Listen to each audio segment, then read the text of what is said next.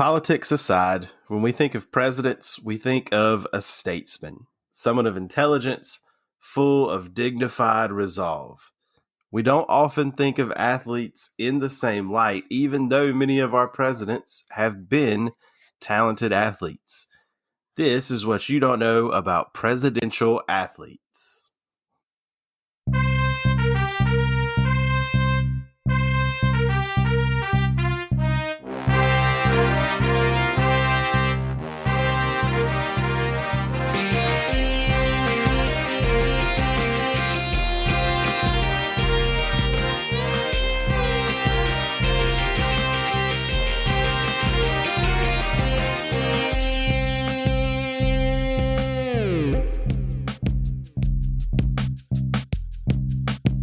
Welcome to What You Don't Know About Sports, where we delve into the forgotten stories, teams, and athletes of sports history and question widely held takes on today's sports. I'm Matt, and this is Blake.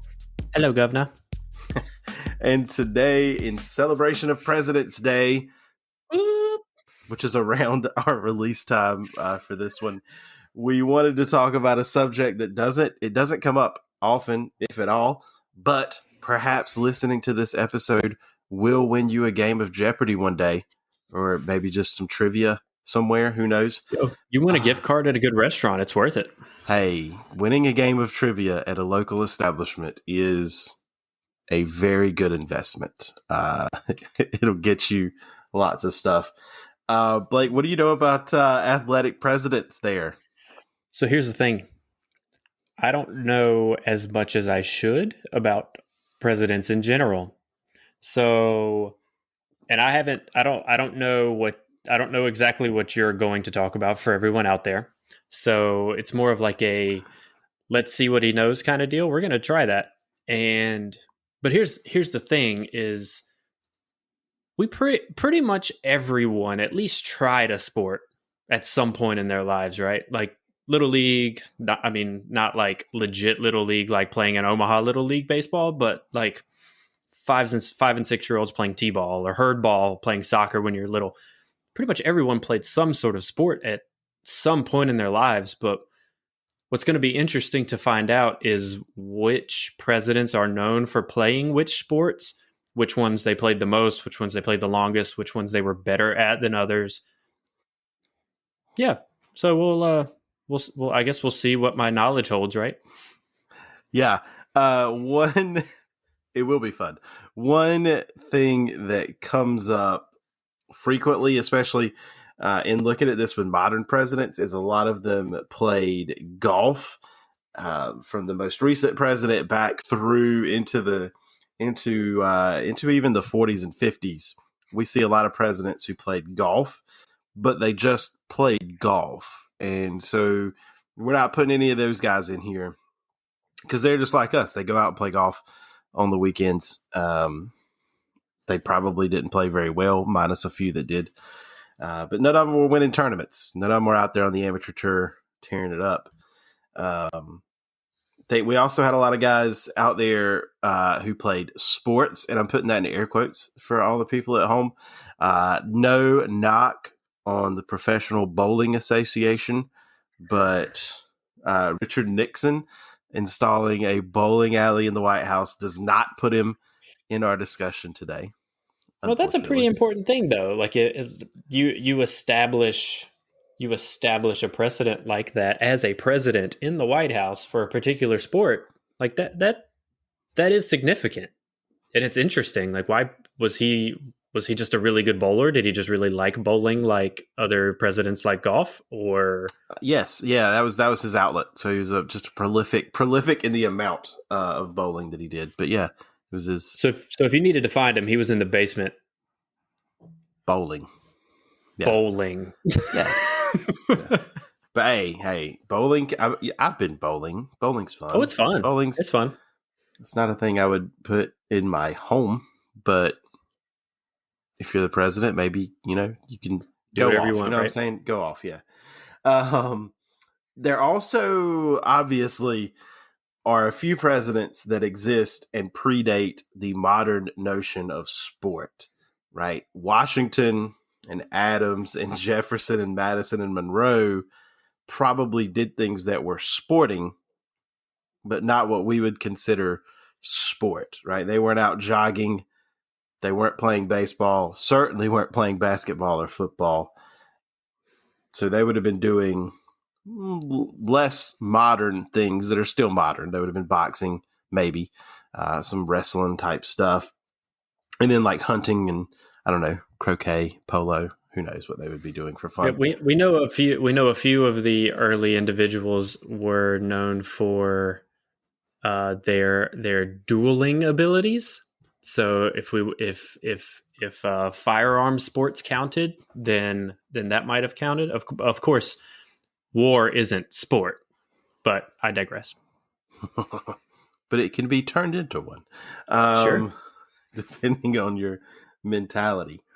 All right, so the way I want to do this, you've not looked at this, and you profess, you claim ignorance on the subject, but we're going to see how it works. All right, so do you want me to give you, we're doing this live, people. Do you want me to give you the sport and like some factoids, and you guess the guy, or do you want me to give you the guy and you try to guess the sport? I'm not sure either one's going to work out great in my favor. So why don't we do one, and then if I fail horribly, we'll try the other. All right, we'll see how it goes. All right.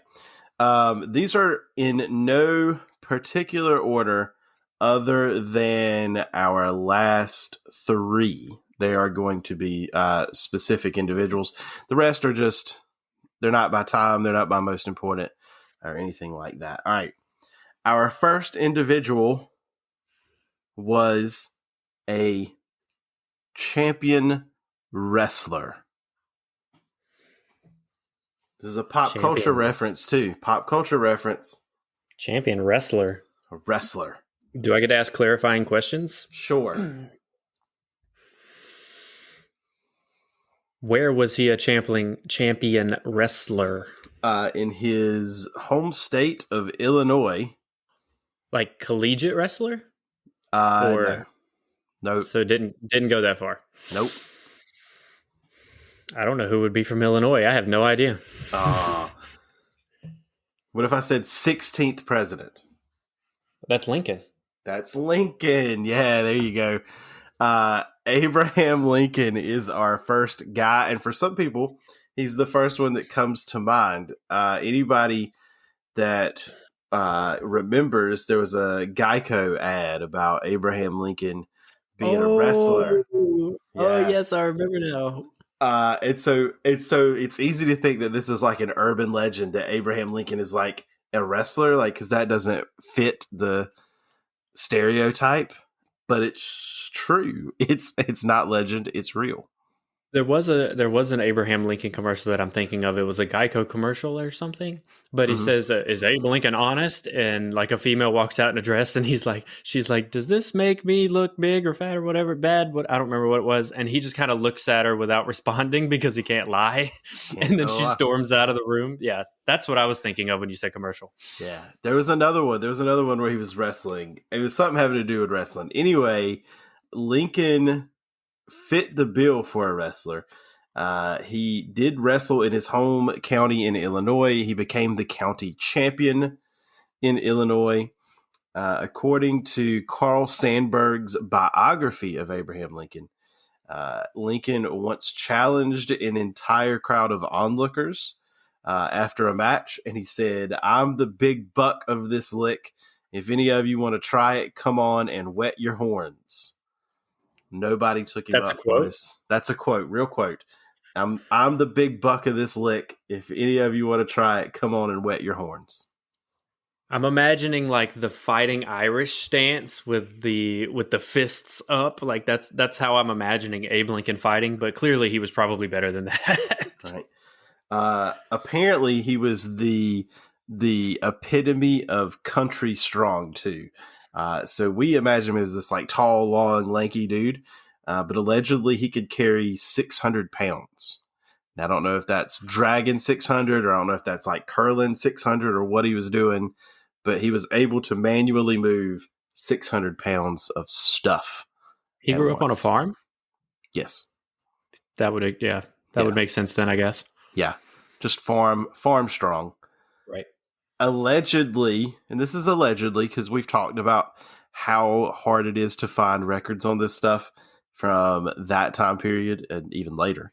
But allegedly, he only lost one time in 300 matches in his amateur career to a man named Hank Thompson. This one we actually have some record of, that he and Hank Thompson wrestled in a regimental championship match.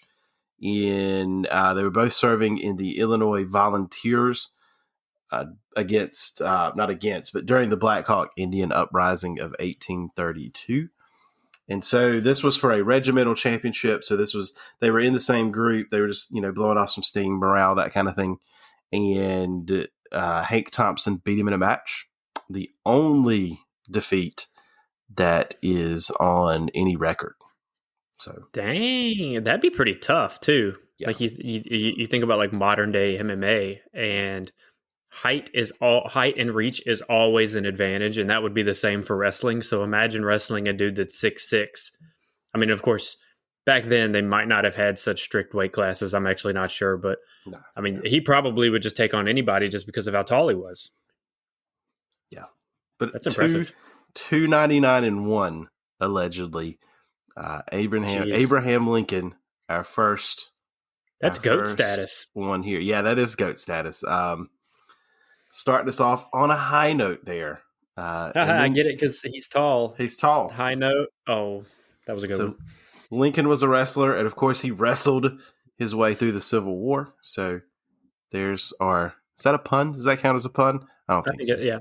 Yeah, go with it. All right, our next guy tried to play baseball, but not well. Became a runner. Not a good baseball player, became a runner? Correct. I'm going to ask for a location again if they have one. We'll go. How about this? Texas. The state of Texas? Or University of Texas? State of Texas would have been their original home. The first thing that comes to mind is Bush. I don't know which one. Right, I'm going to guess both. I'm going to guess. Okay. Hold on. You got to pick. This is a very important distinction. I saw the second Bush throw out a first pitch, and he did a pretty good job. So I'm going to say the elder Bush. In this case, it is George W. Bush. So the younger Bush is actually our subject here. We will come back to HW in a little bit. But yeah, George W. Bush tried to play baseball because this is going to help you out later. Because his father was a baseball player. He loved playing baseball, so he wanted to play baseball as well. He was not very good at the game. He only made, not very good. He was on what would have been considered a varsity squad in college for like 3 games. Didn't work out. Not a great situation for him, but he became a runner. And one guy that's not on this list is Bill Clinton and Jimmy Carter. That's 2 guys, but numbers are hard. No, that's one person. Yeah. Jimmy Carter and Bill Clinton were both regular joggers as well, not including them because this is slightly different. George W. Bush ran the Houston Marathon in 1993 in 3 hours, 44 minutes, and 52 seconds. That's respectable. Which is a very respectable time. That's respectable. So that's certainly faster than I would run a marathon. Oh, 100%. I wouldn't finish it. 100%. I like that. 100%. Yeah, not even talking about yourself anymore. Just me. This is also faster than me. And this is while he was president. So this is somewhere around 50-year-old George W. Bush versus 33-year-old B. Secret Service agents, so depending on which one you ask and how praiseworthy they're willing to be, they say that he was regularly checking off 6-minute miles as the president of the United States. So as a 5K, we're talking a sub 20-minute 5K, if that was the case, which is really good. That's for 50. I mean, in his 50s probably at the time. Yeah, like I hope I can do that when I'm 50. That's all I can say. I hope I can do that at any point. And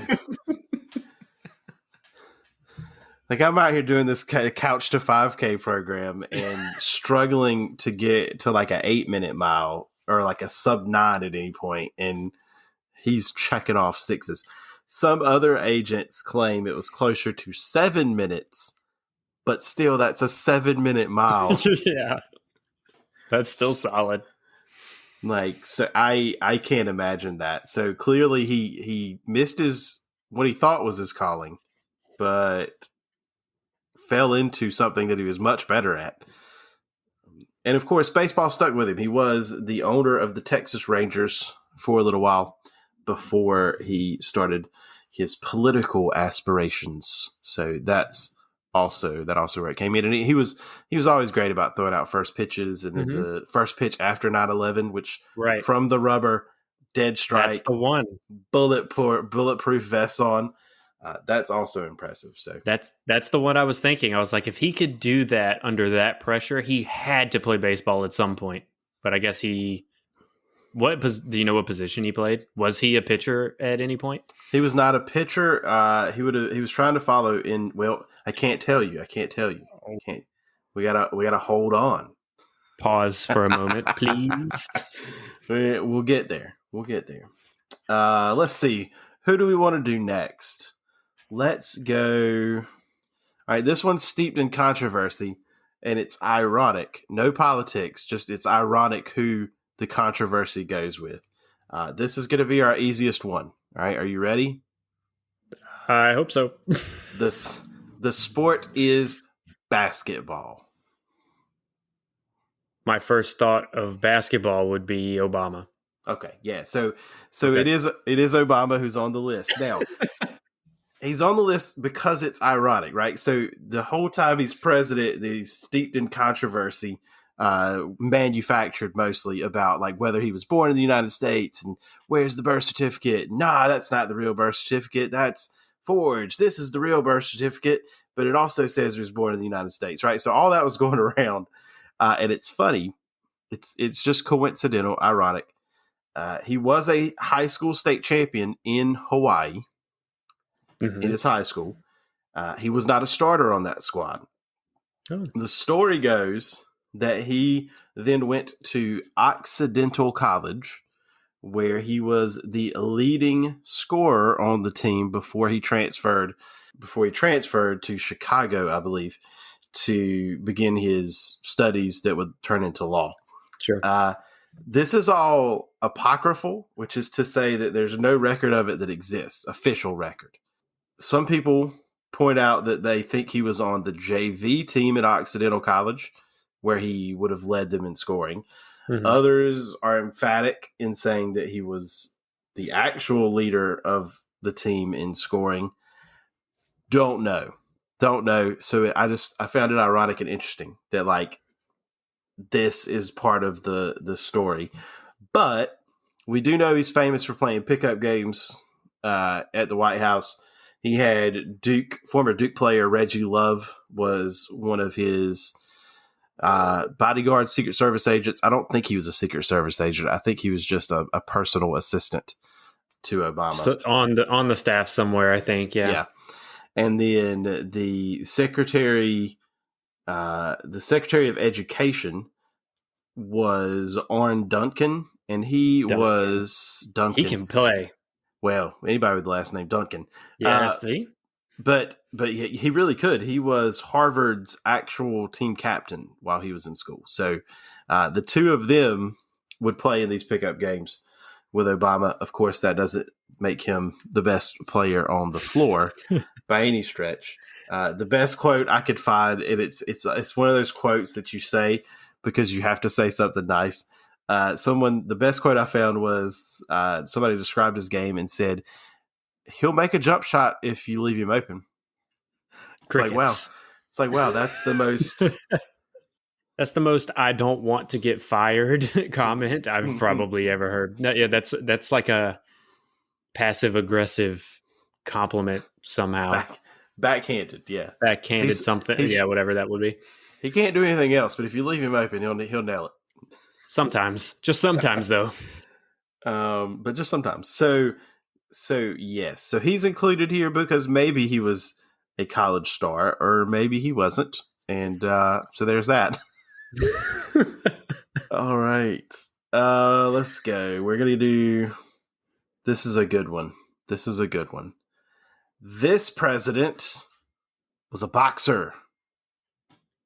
A boxer. Okay, this is probably. If it helps you date it, it would be bare knuckle boxing. Oh God. I don't know. All of them probably fought somebody at some point, like while in office. Like they used to duel. So, this president, let's see, I can give you. This president's famous for his wit and temper a little bit. Very outdoorsy. Early 1900s. Early 1900s. No idea. All right. I don't even have a guess. There's a child's toy named after him. I'm gonna feel really dumb. Oh, Teddy. Bear. Teddy. Yeah. Okay. It's that's the clue that I get it on. Jeez. That's the clue. So Teddy Roosevelt. We're gonna do him after Obama because he shared Obama's penchant for practicing while he was in office. Or I guess Obama maybe shared his because he came first. Anyway, they both shared a penchant for practicing in office. And by that, I mean that sometimes Roosevelt would just decide it was time to do some fisticuffs and he would pick somebody to do it. He actually had his vision permanently blurred in a impromptu boxing match with an aide. That he was just like, "You're a boxer. You fought before. Let's go, kid." And he took a shot, I believe, to his left eye, and his vision was permanently blurred while he was president. He just started a fight with somebody, and got permanently injured from it. Oh yeah, that's awesome. Those guys up until like really modern times, they got away with a lot. So, and definitely like Teddy Roosevelt, 1910s, the teens. Sure. He's doing whatever he wants. Yeah, he said afterwards when asked about it after the fact, he mentioned that maybe this was, I'm an old man now. Maybe this is time to give it up and look at doing other things. In college, he was Harvard's lightweight boxing champion, runner-up in the championship. I can't read. He was runner-up in Harvard's lightweight boxing championship. So there's evidence for that. He also practiced judo, which I feel is a time that was like really early in the time of people practicing judo. Like I feel like that's not something that would have been popular right then. That is actually a great question. I don't know when judo started. Stand by modern Japanese martial art. I think it said 1882. So that's still really early in judo's history as a whole. Then, yeah, seems like it wasn't in the Olympics until 1960. So yeah, it's pretty forward thinking there. He was ahead of the game on that. And so, he practiced that. He also played tennis. And in addition to him being a good athlete, he made a long-lasting impression in the world of athletics because football started to get popularity while he was the president. And particularly several games led to player deaths because the rules were still very similar to rugby, but allowed much more physicality as well. And so Roosevelt looked at actually banning the sport of football. But in this process, we got some of the rules that shape the way the game is played today. And it's still not safe by any stretch of the imagination, but it is No. much safer than it was then, with like not uncommon to have a player die as a result of the game. So Roosevelt gave us, in a way, the modern game of football. So there's one of his other lasting legacies. Shout out to Teddy for being man enough to be like, you know what? He hit me pretty hard.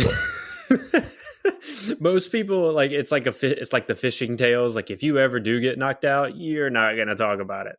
Especially if you're the president. You're going to be like, hey, I beat you. Right. Yeah. Yeah. Right. Like Obama in basketball, apparently. But yeah, you're gonna do one of those things. But good on him for being like, you know what, you got me. Maybe I'm blaming it on age, but you got me once. Nice. All right, we have two more on our undercard before we get to our big three. Okay, two more on the undercard. All right, this guy was a sailor and a swimmer. When you say sailor, do you mean in the Navy? No, I mean like boat racing. Like he parasailed or whatever that would be. Yeah, like sailboat, America's Cup type yacht. So sailing and swimming? Sailing and swimming. That doesn't ring a bell. He is one of the most famous presidents, but did not serve a full term. For what reason? Bang, bang. JFK? JFK. It's JFK. That would make sense. Like the Cape thing and living by the water and stuff. Yeah. That would make sense. The whole Kennedy clan situation is very, not to stereotype people, but they seemed like the type that would go sailing on a sailboat and just do that for fun. And they did. While he was at Harvard, he won several races with family members and other students, including the Eastern Collegiate Championship for sailing. So he is a champion sailor. That's impressive. I didn't know that. Which is a sport because it's racing, and I've never sailed. Been on a boat, but I've never sailed. But I understand. I've seen the America's Cup, and there's a lot of tying and untying and turning, and so it is physical. Speed matters, I guess. Yeah.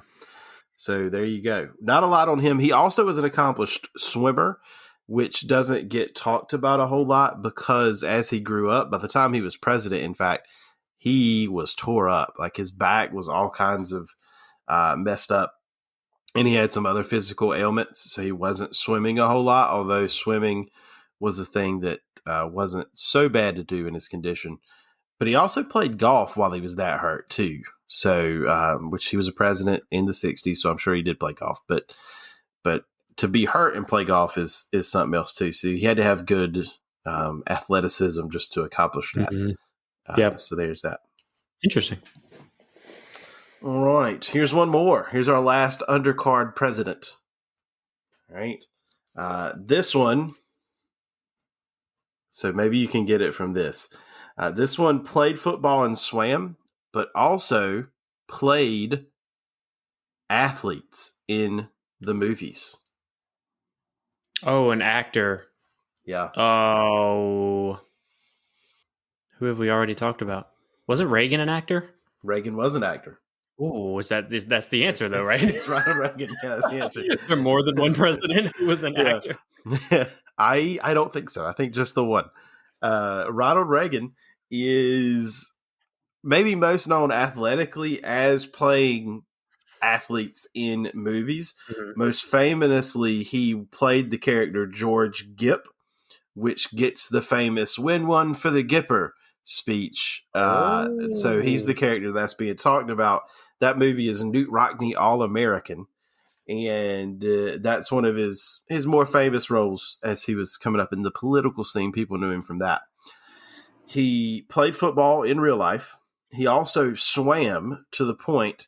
There's a distinction here. This is not necessarily an athletic award, but he does have a gold medallion in the International Swimming Hall of Fame. Now, Is it one of those like how you get into the WWE Hall of Fame and you're just like, here you go? you're not altogether wrong. So I looked it up because I was like, what does this even mean? This doesn't sound like it's a real thing. It is a real thing, though. It's presented each year to a former competitive swimmer for his or her national or international significant achievements in the field of science, entertainment, art, business, education, or government. There are no restrictions other than the recipient must be an outstanding adult whose life has served an inspiration for youth. So between the acting and the whole president thing, and he claimed to swim at some point, yeah, that would be definitely qualifying. Yes, so he was a swimmer, and then he did the other stuff. So he is recognized there, but it's not all together an athletic award. It's just an award they give as an athletic association to bigger people. So there's that. All right, I'm feeling pretty good. So I for the last three, I know one played a sport that we haven't talked about. So I'm assuming it's going to be in the top three here. We danced around one earlier that played a sport that we haven't mentioned yet. I don't know about a third one, though. We'll see how this goes. All right, this one you're gonna get because it's one of the ones we've already talked about, and this is one of our top three because these three are from the traditional, in our sense, stick and ball sports, but they also achieved a lot in those stick and ball sports. So the first one is baseball. The other Bush. It is the other Bush. That is correct. He was the starting first baseman at Yale for 3 years. Now, today, we're not going to care about who's the first baseman at Yale. Probably not. But H.W. Bush is old enough that still would have been a big deal, right? The teams, the schools playing the most collegiate sports were still the ones that were the oldest and most established, of which Yale would have been one, obviously. And so he started at first base. His senior season, he was the best fielder, both anecdotally from scouts, but also statistically. Now we know we can get into like baseball stat nerd stuff and talk about how fielding percentage is not the best defensive stat in the world because it only like if the ball's hit and you make it look like you couldn't get to it, then it doesn't count against you. But if you try to get it, then it could be ruled. It's an error. Yeah. So we'll talk about that later. Yeah. So there's other stats that are better for fielding, but he did have a 992 fielding percentage in his senior season. The baseball reference page doesn't have a baseball reference page, so you have to go digging for stats. Yeah, they don't do college all the time. He's in our top three, and he doesn't have a baseball reference page. Come on. Exactly. So you have to go digging for his stats. So I couldn't find an error number. I don't know if that's just because it wasn't compiled or what, but 992 fielding percentage in his senior season. His coach accurately, though, described him as, and this is the best quote describing a baseball player. I can see a baseball coach doing it because it is short and it is to the point and it's just got that just right amount of gruffness to it. So this is a quote. He described him as good field, no hit. That's it. How do you feel about Mr. Bush over there? Good field, no hit. And then probably like spit immediately after. Yeah. So that was how he's described. And it's accurate, as coaches usually do. He slashed, and I'm not giving his full slash line because the on base percentage was not available. I could not find how many walks he had in the season. I could only had at bats and hits. So he slashed 220. So I can just give you without saying slash. He hit 224 with a slugging percentage of 293 career. So 224 is not great to start with. And the 293 tells us that most of those were singles. So not good either. And he had a high. He did get better. He had a high his senior season of 245, which is getting closer to respectability.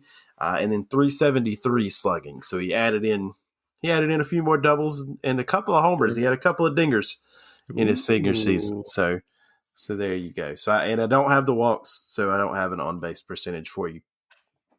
Most importantly, as an important player on the team, best fielder, he's a starting first baseman. He played in the first 2 College World Series that were contested. Ooh, okay. Yep. Did they win either one? They did not win. They were the runner-up both times. Oh, ooh. Runner-up both times. Okay, that's yeah, and it's not the full 8-team College World Series we would know of today, but still being the national runner-ups 2 years in a row, second best team in the country in theory, right? I'll take it. So there's HW, and so that's why he wanted to follow his father's footsteps, apparently in every way imaginable, every possible way. Yeah. So he wanted to follow in his father's footsteps, and that included trying to play baseball. And, he also tried to play respect that, though. First base. Yep. All right. So our number 2B. Right, there's definitely a number 1. This is our 2B here, along with HW. So this guy once played football, and this is, by the way, the trivia question for all you listeners. So this is for you too, riding along in your cars or at your house or at work while you're getting a lot done, I'm sure. This guy played a football game against Jim Thorpe. Jim Thorpe. Against him. Mm-hmm. That's been a while. What let me think. Where was the game, or who the teams involved or whatever? So Thorpe played Carlisle. So Jim Thorpe played for the Carlisle Indian School, and this man played against him for the Army. That would have been Eisenhower. Played at West Point, yeah. Ike. So Dwight Eisenhower did play football at West Point, which in football world we know as Army. And he did not play his full career, though. So sometimes this gets mixed up. This is one of those things where I know historians sometimes get a bad rap because they're like revisionist history. And I don't think this is one of those situations. It's just one of those times where people have different versions of events. And if you don't get the actual newspaper article about it, sometimes you can mess up. So some people will say that Eisenhower got hurt in the game against Jim Thorpe, but that's not true. That's mixing some stories to make a better one out of it, because their version of the story is that he went to tackle Jim Thorpe as hard as he could, intending to get him out of the game. Thorpe got up and walked it off, and Eisenhower was hurt. He tore up his knee. That's not what happened. The first half of the story is true. He did come into the game. He knew he was playing against Jim Thorpe, and he did tell people that his goal was to get Thorpe out of the game. Eisenhower was a linebacker, so he was in a position to do that. He was running back and linebacker. But Eisenhower said that was his intention, and he got one on Thorpe and just laid him out, and Thorpe got up and brushed it off and kept going. And Eisenhower said that it just made his heart sink through his stomach, that he had given everything he could and didn't do anything to that guy. So, wow. Yeah. So served him well for the rest of his life, though, wouldn't you say? Yeah. This is a huge what if for me when looking it up. So the injury he had was actually pretty nasty. Initially, they thought that it was just a sprain. Something went bad. He had swelling. The swelling went down. The pain went down. They sent him on his way, and then he was at school doing some exercises. He was on a horse, and there was this thing where you had to.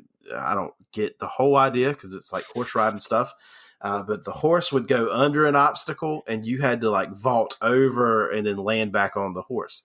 And when he went to push off on the horse, the knee just gave out again. And this time when he went back to the hospital with this injury, it had definitely torn like several ligaments and tendons. And apparently he was in Alex Smith territory. Like there was talk of amputating the leg because it had gotten so tore up. So that almost cost him his commission going and when he got out of school. And so then the question is, what happens?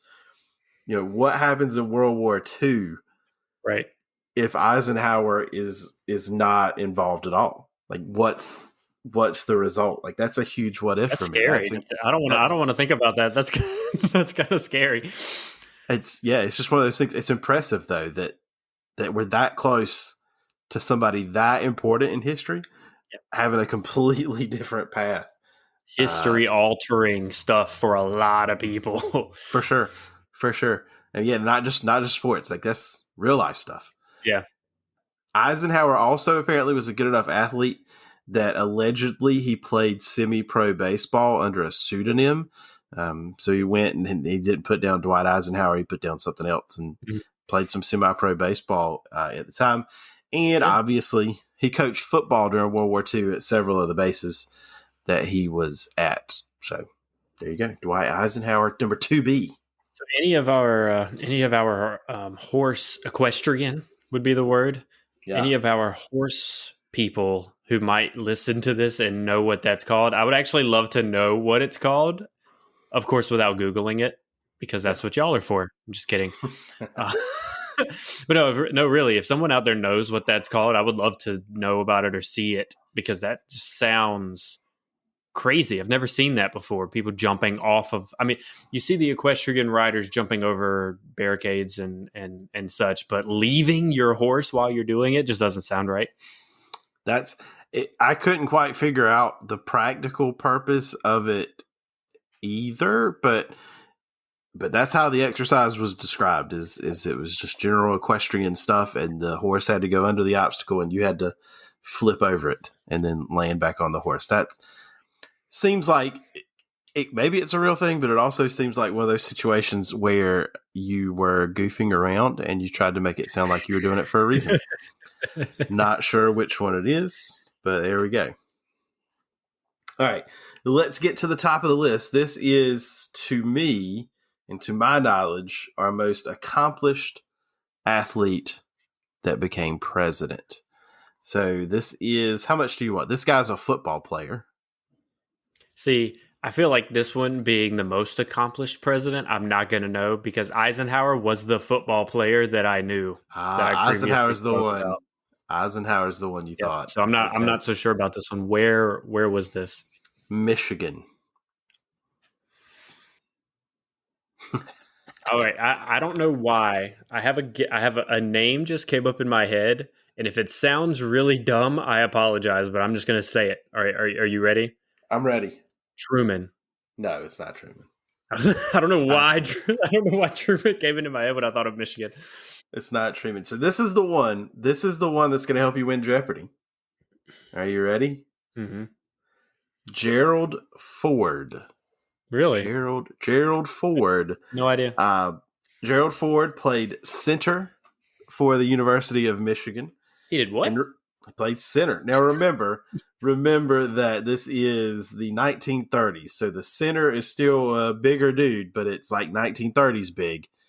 So if I could go back in time, I think I might have a chance. It's not the same center, but yeah. So center for Michigan football. He played on back-to-back national championship teams in 1932 and 1933. He was, this is sad, he was the team MVP in 1934, but the team also fell off a cliff in 1934, and it was nowhere near national championship worthy then. But yeah, 1932 and 33, back-to-back national champions. The college all-star game, which we've talked a lot about barnstorming in some different episodes and why that existed. NFL teams would frequently barnstorm against college all-stars. So there was a college all-star game following the 1934 season in 1935, and he was on a team that played against the Chicago Bears. So he was picked for the all-star team, played pro, and he officially, this isn't alleged or supposedly, he officially turned down offers from both the Packers and the Bears to go pro because he was invested in going to Yale Law School instead. So he turned down a pro football contract to go play, or not go play, but to go to Yale. For law. Interesting. For law.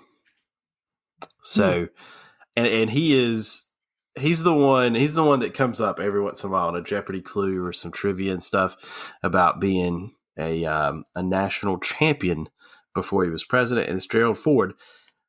It's funny because this is obviously before our time, but a lot of times Ford was presented as just kind of clumsy and like just a bumbling fool type guy, but he was actually a talented athlete, and instead. So fascinating. There you go. I have no idea why Truman came to my mind, and I was just looking, and he went to a small business school for a year before he dropped out and went into the military. So it's not like Truman ever even went to school at a university or played football. I don't know why that came to my mind, but I will hopefully never forget that, though. Now, after all these people are going to listen to this, I can never forget that Gerald Ford played football at Michigan. So there you have it. There's our list of what we think are just some of. I'm sure we can find some other examples of athletic presidents. But there you go. How you feel about it? I thought I did better than I thought I would. Your clue giving was clutch on a couple of those. Like the 16th president, I just remember that number for some reason. Yes. Yeah. I figured, just for full transparency, he was very worried that he was going to know absolutely. Like, that's not a show. He really thought he was going to know none. And I tried to reassure him that he was going to be okay. So I actually don't know enough about presidents as I should. So I apologize for those who are offended by that. But now I know some of the more important ones that played sports. So that's cool. Yep. And now you folks at home do. Hopefully you guys were playing along with us. Maybe you guys knew some of those, or at least could get them from the hints. And if not, well, then that's what you don't know about athletic presidents. See y'all next time. Bye. Thank you for listening to this episode of What You Don't Know About Sports. If you enjoyed what you heard today, please leave us a review, 5 stars only, please, and hit that subscribe button wherever you listen. If you have a great sports story, we want to hear about it. You can connect with us on Facebook, Instagram, and Twitter at WYDKAS Podcast, and on our YouTube channel at What You Don't Know About Sports Podcast. All episodes are written, recorded, and edited by us. Stay tuned for the next episode.